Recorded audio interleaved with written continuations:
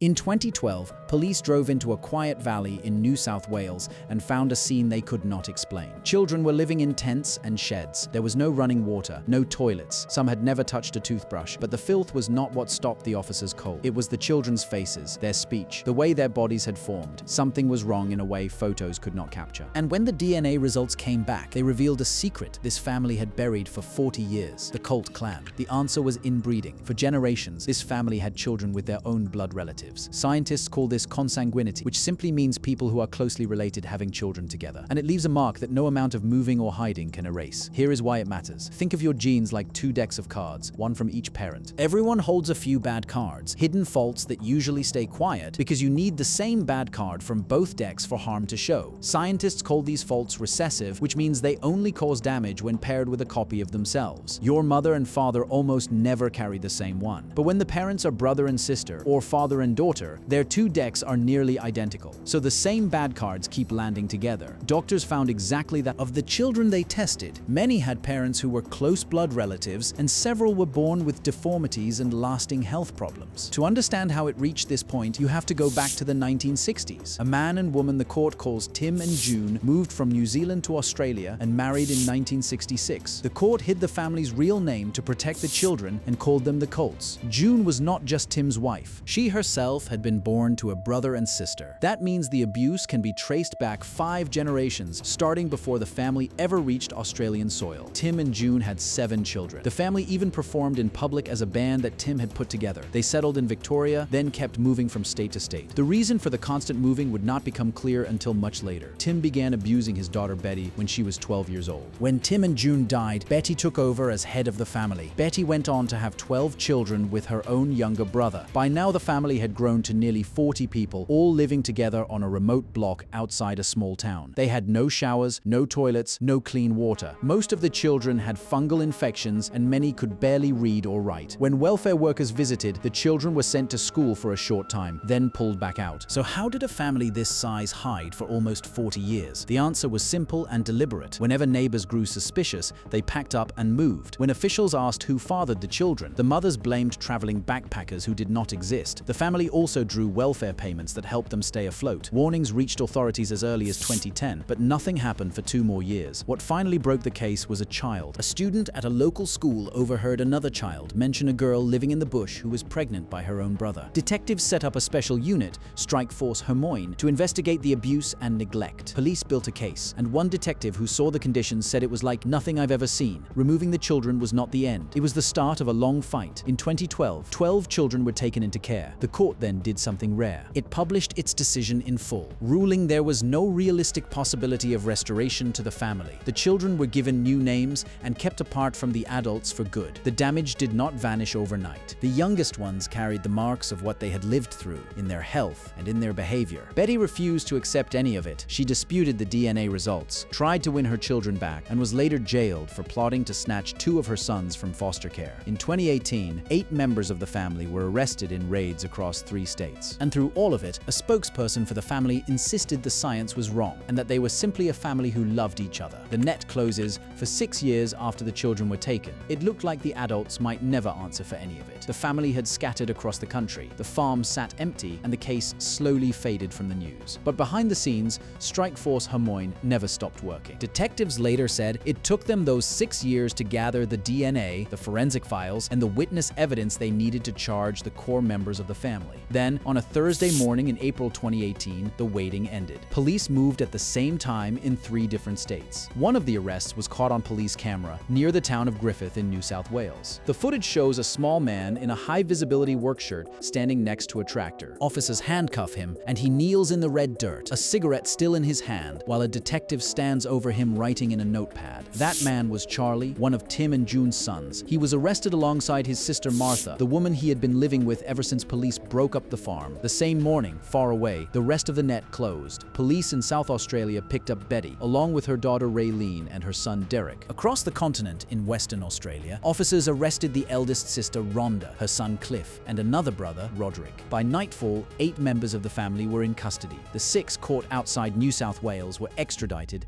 and flown to Sydney. Before we go further, it helps to know exactly who these 8 people were. Tim and June, the couple who started it all, were both gone by now. June died in Victoria in 2001, and Tim died in Western Australia in 2009. 5 of the 8 arrested were their children: Betty, Charlie, Rhonda, Roderick, and Martha. The other 3 were grandchildren: Derek, Cliff, and Raylene. Think about what that means. Police were not arresting one bad adult. They were arresting almost an entire generation of the same family, plus part of the next one. The places they were found tell you something too. After the farm was broken up in 2012, the family had done what it always did. They split apart and vanished into remote corners of the country. Rhonda went back to the Western Australian wheat belt. Charlie and Martha moved to Griffith together, and one of Martha's sons joined them the moment he turned 18. Betty settled in South Australia with several of her adult children. It was the same trick that had worked for 40 years. Spread out, blend in, and wait for the world to forget. This time, the police had followed them every step of the way. The charge sheet they had built was enormous. In total, the 8 Colts faced around 80 charges covering incest,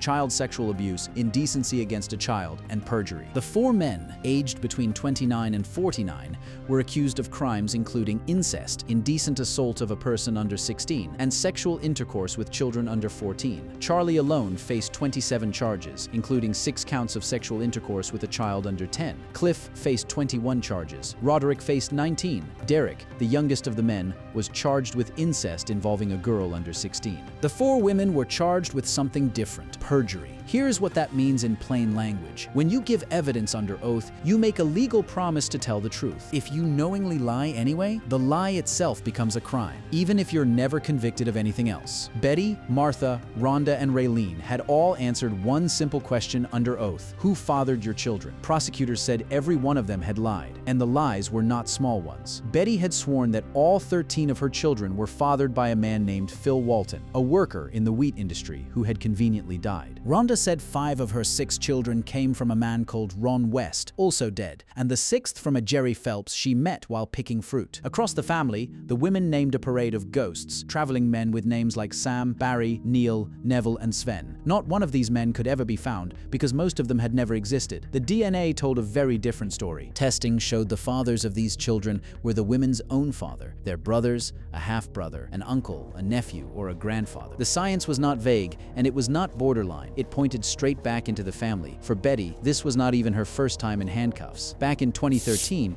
detectives had charged her with attempting to kidnap her sons Bobby and Billy, then 16 and 15 out of foster care. Police had recorded hundreds of phone calls between Betty and Bobby, and the plan inside them was clear. She intended to take the boys to South Australia, where they would live quietly and work as fruit pickers. Officers who listened to those calls were disturbed by more than the plan itself. The way Betty spoke to her teenage son was far too close and far too affectionate for a mother. The plot failed. In November 2014, Betty was led out of Moss Vale local court after being jailed for at least 9 months. When she got out, the Australian government even tried to deport her to New Zealand. She appealed the removal, and she stayed. For most of the others, the 2018 arrests were their first taste of a jail cell. In early court appearances by video link, family members wept, claimed they had been bashed behind bars, or simply looked bewildered and defeated. These were people who had spent their entire lives hidden inside one closed world. Now they were separated, locked up, and surrounded by strangers. Prosecutors had waited 6 years to get the Colts into a courtroom. They believed the mountain of charges in front of them would finally deliver justice for the children. They were about to learn how fast a mountain can crumble. The case starts to crack. Getting 8 people from one family in front of a judge turned out to be a battle of its own. For more than a year after the arrests, most of the Colts sat on remand, which means being held in prison while waiting for trial. Betty spent 13 months locked up before a court finally granted her bail in June 2019. Even then, 4 of the 8 stayed behind bars, including Cliff, who was refused release as he waited for a trial set for February 2020. In 2019, all 8 waived their right to a committal hearing, an early court step that tests whether a case is strong enough for trial. A magistrate named Robert Williams ordered every one of them to stand trial, and fresh charges were served on 2 of the brothers and a nephew on the spot. The original plan was a joint trial expected to run for at least 3 months, with all 8 adults listed on the same indictment, but the court soon split the case apart. The 4 women would face their perjury charges first. The men accused of sexual offenses would be dealt with separately.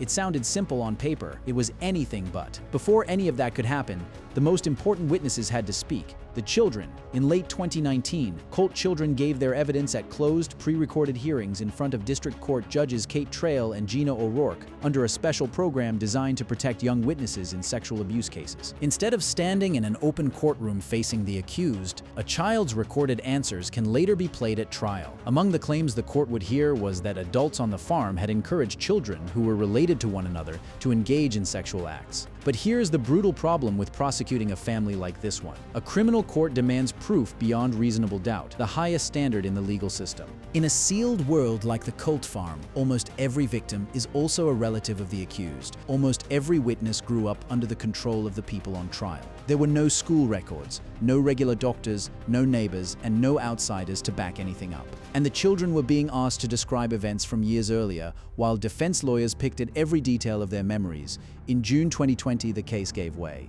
Prosecutors withdrew a total of 48 charges against Charlie, Cliff, and Roderick. Understand what a withdrawal means. It is not a finding of innocence, and it is not a finding of guilt. It means the prosecutors no longer believed they could prove those charges to the standard the law demands. For Cliff, it was the end of everything. Every charge against him was dropped. Prosecutors directed that no further proceedings be taken, and the court even awarded him costs. A man who had once faced 21 charges walked away without a single conviction and with money owed to him. One case against the men survived, and it came down to one night and one voice. In June 2020, Roderick stood trial in the Sydney District Court, in front of a judge with no jury.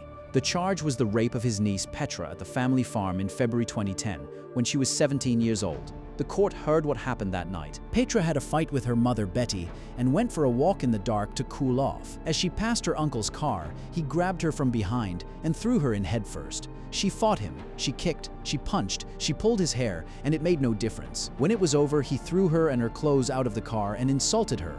And there was a detail that made the crime even darker. Petra was not only Roderick's niece, she was also his half-sister, because her real father was Tim, the same man who fathered Roderick and Betty. The prosecutor, Catherine Jeffries, told the court the abuse was not a secret in the family. Petra's own parents knew, the court heard, and she had been told he was sentenced to a maximum of 4 years in prison, with his earliest release date set for September 2021.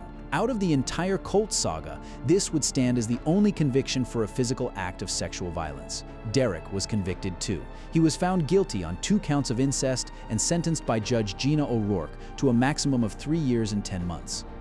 A court order was also put in place to protect the young relative at the center of his case. Then came Charlie. In August 2020, he faced Judge Kate Trail on the last 2 charges left from his original 27.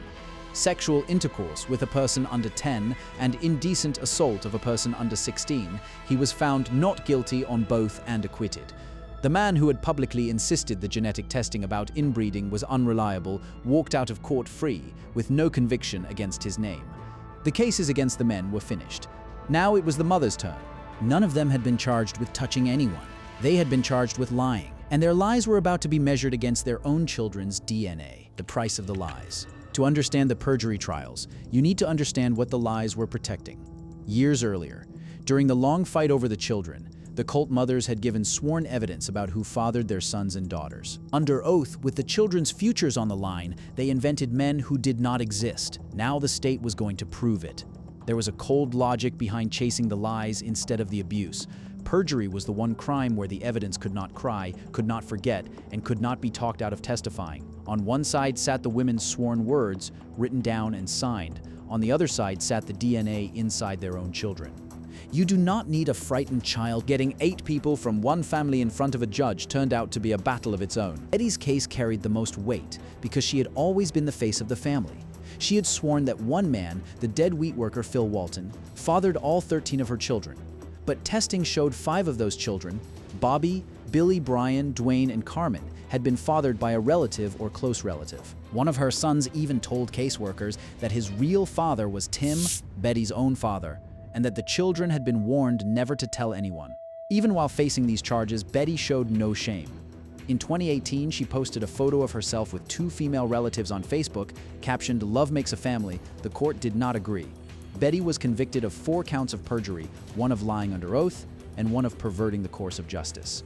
She was jailed for 14 months, with a maximum term of 2 years and 4 months that ran out in August 2021. On paper, it was the heaviest punishment any Colt woman would receive. Martha took a different path. She pleaded guilty to 5 counts of perjury and 1 count of making a false statement under oath. Her story had been that her children came from 5 separate casual encounters with strangers. The judge called that account demonstrably untrue. DNA proved every one of her 5 children was the product of sex with a biological relative, and the court heard they were likely fathered by her brother Charlie, her father Tim, and another sibling. 3 little girls taken from the farm had even told caseworkers that their Uncle Charlie was their father. Charlie denied it all, and remember, no court ever convicted him of any crime. Martha was given a maximum sentence of 2 years. And there is a tragedy buried inside Martha's story that is easy to miss. She was the youngest of Tim and June's 7 children, born into the family's secret with no say in the matter. On the farm, she had openly shared what the court heard was a marital bed with her own brother. By the time police arrived, she had spent her entire life inside that world. She protected the family with her lies, but the family had failed to protect her first. Rhonda and Raylene were also punished over the lies, but they avoided prison cells. Rhonda received a 14-month intensive corrections order, and Raylene received a 16-month one. An intensive corrections order is a real sentence, but it is served in the community under strict supervision instead of behind bars. Both orders had expired by the end of 2021. Underneath all the legal language sat one unbearable fact. DNA testing revealed that all 4 women had children whose fathers were the mother's own father or brother, or a half-brother, uncle, nephew, or grandfather. The court material showed that Tim had fathered children with his own daughter and with his own granddaughter. 5 generations of the same pattern written into the blood of the youngest victims. Now do the maths on the justice that was actually delivered. The Colts began with roughly 80 charges between them, covering incest, child sexual abuse, indecency against a child, and perjury. Many of those charges were dropped. Only 4 of the 8 ever received prison time: Betty, Martha, Roderick, and Derek. Charlie was acquitted, and Cliff had every charge withdrawn with costs paid to him. The single longest sentence in the entire saga was Roderick's 4 years. 3 of them filed notices of intention to appeal in 2020, and all of those lapsed by the end of 2021. Every sentence and every order had run out. All 8 were free. Sit with that for a moment. Not one person was ever convicted of fathering the children found on that farm. The science could prove the children's parents were close relatives because the evidence lived inside the children's own bodies. But proving exactly which adult did what and when to the standard a criminal court demands turned out to be close to impossible. So the mothers were punished for the lie, not the act. And the men, with 2 exceptions, were punished for nothing at all. People around the world expected life sentences. What the system could actually deliver under its own rules was a short list of short terms and a long list of dropped charges. If that feels wrong to you, you are not alone. But it shows how a closed family defeats the system even after it is caught. Victims who are also relatives often will not or cannot testify against the only family they have ever known. Fear and loyalty get tangled together until a child cannot tell them apart. 40 years of practiced silence does not break just because the police arrive. As for Betty, even her punishment came with a strange footnote. Because she was born in New Zealand, the Australian government tried to deport her after her first conviction. She fought the removal and stayed in the country where her family's secret had grown. The adults, one by one, got their lives back. The children had to build lives they had never been given in the first place.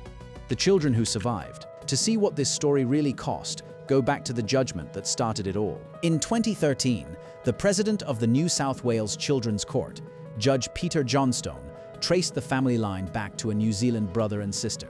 It was Judge Johnstone who invented the surname Colt, giving every family member a court-appointed pseudonym to protect the children's identities. And by publishing his findings, he made sure the public could finally see how long these children had been failed. The files behind that judgment read like a report from another century. The children ate their meals with their hands. They did not know what toilet paper was for, and they could not brush their hair or clean their teeth. Inspectors found a fridge full of rotting food and bedding stained with dirt. On one child's mattress, they found a kangaroo lying where the child was meant to sleep. Police said they could smell urine and feces before they even reached the tents. The damage was written on the children's bodies too. Caseworkers described crossed eyes, ears that sat in unusual positions, and children who appeared far older than their real ages. Some spoke in sounds no one outside the family could understand. Some walked with a shuffling step. They did not know how to bathe, and they used the bush as their only toilet. Take Bobby, Betty's son, as one example. When he was taken from the farm in his mid-teens, he had a walking impairment and severe psoriasis. His teeth needed major dental work. He could not speak properly. He wet and soiled the bed, and his learning sat at kindergarten level. He was a teenager with the schooling of a 5-year-old. Remember the 2 decks of cards from earlier in these children? The decks matched. Doctors found what scientists call homozygosity, which means identical gene patterns coming from both parents. Of the 12 cousins removed from the farm, aged from 5 to 15, only one little girl, Rhonda's 5-year-old daughter, was found not to be the product of blood relatives. Every other child was. Think about that number. Out of 12 children growing up side by side, 11 had parents who were closely related. In foster care, the rebuilding began from zero. There were first showers, first toothbrushes, and first real days in a classroom. There were dental surgeries, hearing checks, and speech sessions, the basic repairs of childhood done years too late. The court ordered that the children would remain in care until they turned 18. But healing was not a straight line. Foster families reported deeply troubling sexualized behavior, the kind of knowledge no child should ever carry. Some of the boys admitted they had hurt animals back on the farm. Cruelty had been part of the only world they ever knew, and the pull of that world never fully let go, even in care. Some of the older boys stayed tangled in the old loyalties. Secret video recordings surfaced of Betty's son Billy claiming that he and his family were being threatened and were in danger. And it was Betty's endless phone calls to Bobby that fueled the kidnap plot in the first place. When your abuser is also your mother, escape is not a single event. It is a long war. Then there is Petra. She never spent a single day in school. When she first spoke to police in 2013, she described growing up in something like a cult, a place where the aunts, uncles, and cousins all slept together. She had been told her whole life to keep her mouth shut. 7 years later, at 27, she walked into a courtroom, opened it, and testified against her own uncle. Her voice produced the only conviction for an act of sexual violence in the entire case. One young woman, raised with nothing, did what an entire justice system struggled to do. So what is the lesson buried in all of this? Officials first flagged the family in 2010, and between then and mid-2012, they filed 7 separate reports warning of significant harm to the children. 7 warnings, and the children stayed on that farm. Australia's child protection systems run state by state, and every time the family crossed a border, they put distance between themselves and whoever had grown suspicious. Remember the officers from the start of this story, the ones who drove into that valley and could not explain what they were seeing. The explanation had been sitting in government files for 2 years. In the end, the thing that broke 40 years of silence was not a database or a task force. It was one child repeating something she had heard. The physical world of the Colts is gone now. The squalid bush block in the hills behind Borowa, just under a square kilometer in size, was put up for sale after the family scattered. The adults drifted back into ordinary towns under names. The public has never learned. The pseudonym Colt still stands today because the children it protects are still out there. The youngest of the 12, just 5 years old on the day of the removal, became an adult only recently. Somewhere in Australia, they carry new names, new histories, and the hope of ordinary lives.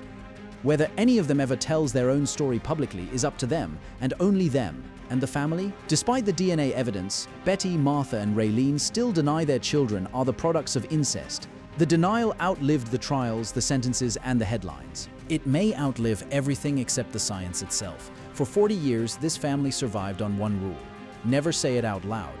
Silence let the abuse pass from one generation to the next like an inheritance. And in the end, it took a single sentence, spoken by one child in a schoolyard, to bring the whole thing down. That is the real ending of the Colt story. Not the sentences, which were short, not the trials, which mostly collapsed. The ending is 12 children who were finally given a beginning. Secrets are strong, but they are only ever one voice away from breaking. If this story stayed with you, drop a comment and tell us what shocked you the most. And if you watched all the way to the end, thank you. It means more than you know.